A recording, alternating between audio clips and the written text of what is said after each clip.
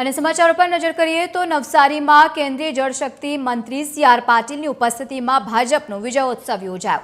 Circuit હાઉસથી સભા સ્થળ સુધી બાઇક રેલીનું આયોજન કરવામાં આવ્યું, જેમાં મોટી સંખ્યામાં લોકો જોડાયા. સી.આર. પાટીલે કાર્યકર્તાઓ ઉપર ફૂલોની વર્ષા કરી અને તેમજ બી.આર. ફાર્મમાં વિજેતા ઉમેદવારોનો ભવ્ય અભિવાદન સમારોહ પણ યોજાયો. આનંદ પટેલ જે કોંગ્રેસના ધારાસભ્ય છે એ પોતે જે વિસ્તારમાં હોય છે એ સીટમાં પણ ભારતીય જનતા પાર્ટીનો લગભગ 1100 માટે વિજય થયો છે.